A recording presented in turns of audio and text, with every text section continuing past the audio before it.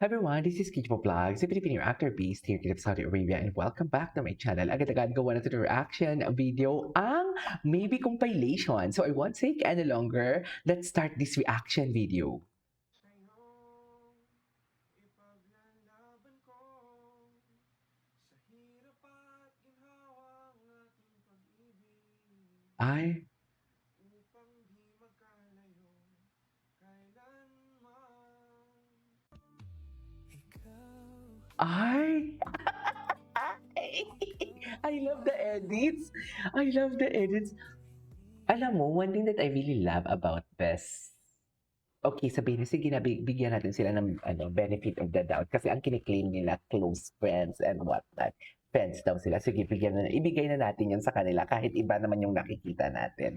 Go! Sige na, ibigay na natin yon. One thing that I really love about them is just that um both sides, both families are open. Especially sa side ni Bimbi. Kasi sabihin man natin talaga, 'di ba? Usually talaga pag mga mayayaman talaga, hindi ko naman sinasabing hindi mayaman si Raisa. Haller, bata pa lang nagtatrabaho na 'yan, so mayaman na din 'yan. What I'm trying to say is parang, alam mo yung, siyempre ang gusto ng, kung ako hindi naman kung ako, pero yung iba most of the time, 'di ba, sa Filipino culture, ang gusto nila is kung ano ang negosyo ng family ng lalaki, gano'n din yung negosyo ng babae. Kaya nga 'di ba si Bea Alonzo at Vincent ko muntik ng makansela. Kasi 'di ba iba talaga kasi ang Chinese din 'to si Bimbi, eh. Iba din kasi ang culture talaga ng mga ganito, ganyan. Pero sabihin na natin, sige na, o sige sabihin na natin sa wealth na 'di ba, kung mas gusto ng mga side ng lalaki na mayaman din ang babae, though mayaman naman si Liza.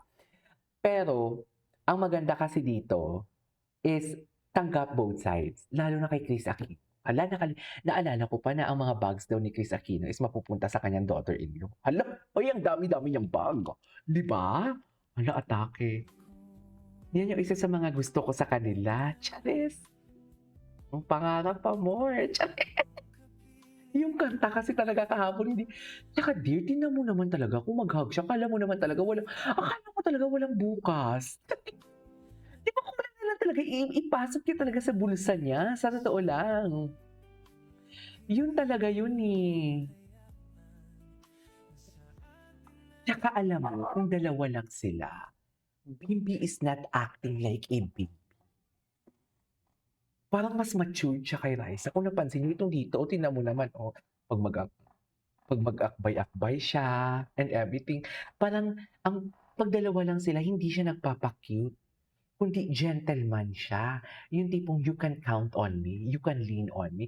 Napansin niyo kung dalawa lang sila, never never silang, kasi 'di ba aminin man natin makulit si Bimbi 'pag in front of camera.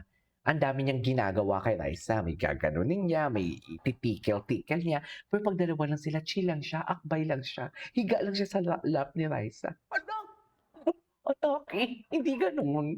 Totoo, napansin niyo, 'di ba, gano'n naman talaga, 'di ba? Ay, ikaw lang talaga, oh. Ladies and gentlemen, ang bagong kasal. Ladies and gentlemen, ang bagong kasal niyo for today's video. So, saan tayo dalahin ito for today's video? Yan din ang pangako ko sa inyo, ang sinasabi ko. Charis, makasal na kaya kayo? Charis. O katulad nito, in front of camera makulit siya. Though alam naman na natin na very genuine yan, sweet siya, hindi niya talaga mapilmi ang kanyang kilig. Lalo na kung marami talaga nakatingin. Pero kung dalawa lang talaga sila, he is very serious yun talaga, na parang sinasabi talaga kay Raisa na you can count on me. Hindi lang ako yung purong makulit sa'yo and malambing sa'yo. I can be a gentle giant. Wow! I love that. Right? I can be a gentle giant for today's video. Just tell me what you want to do. Wow! Tama ba yun?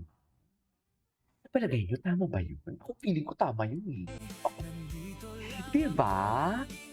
Oh, 'di ba? Gentle giant talaga siya. Alam mo aside sa gentle giant, made-describe natin si Bimbi as golden retriever. Oo, golden retriever type of guy siya. I-search nyo na lang kasi maraming explanation yan. Ano na naman yan, KJ? Ganon. I-chat GPT niya ko niya. Yung kaya.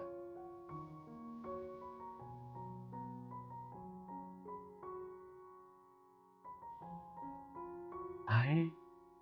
Okay.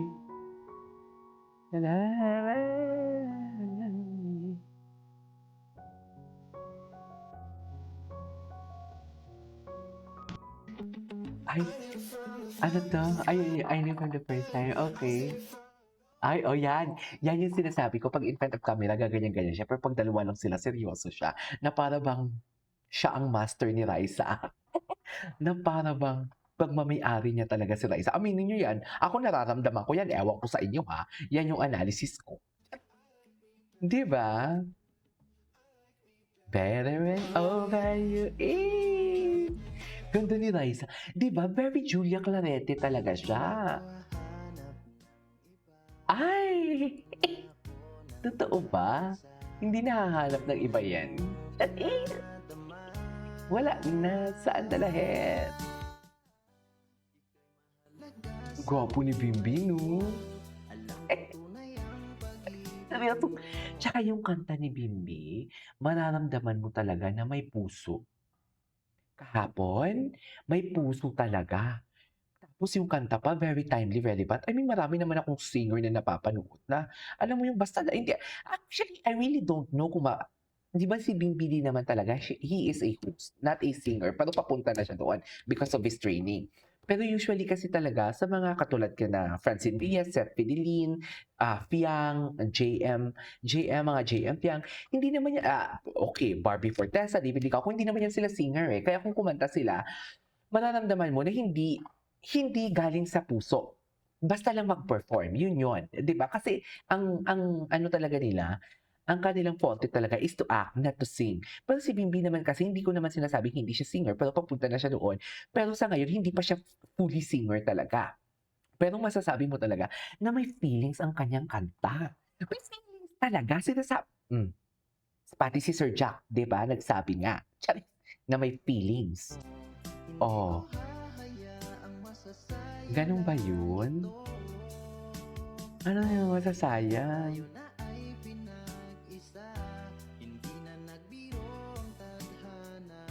Ganun ba talaga dapat? Charis!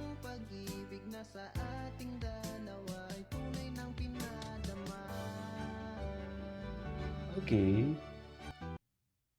What's next? Ano nangyari? Oh, wait lang. Cutie overload maybe. Ay, gusto ko yung Jack nila. Ay, yung Jack, yung ano nila, live nila kagabi. Ni Papa Jack. Pero hindi ko kasi inaano eh. Ay, may picture sila noon? Wait. Di ba during this time nasa labas si Raisa? Di ba during this time nasa labas si Raisa eh? Ang pagkakaalam ko. So, nakita sila?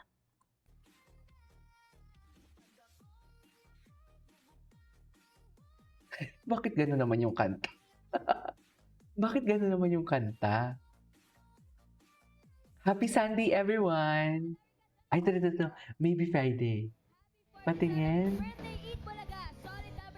Anyways, ituloy natin to sa next. Ay, hindi, tapusin na natin to. Go. Sige na. And Raisa, we also have another special guest. Ah! Raisa Raisa Nati. Nati. Taray ni Raisa Nati. Yung Natnatics nandito. Taray Sa no? kanila, meron nakikiselebrate sa atin dito. Raisa.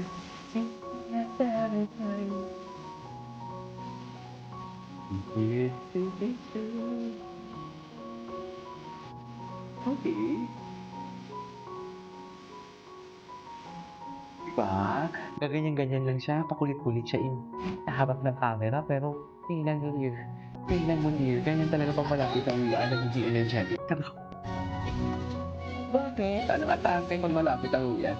May Valentine's po. Hindi ganon. Alam mo, pinupulit na talaga ako ng maybe. Sa totoo lang. Kaya siguro ako nagkakasakit kasi best in stock ako sa kanila. Ay, okay. O, di ba? May sarili. Ang off-cam talaga eh. Sa off-cam talaga sila.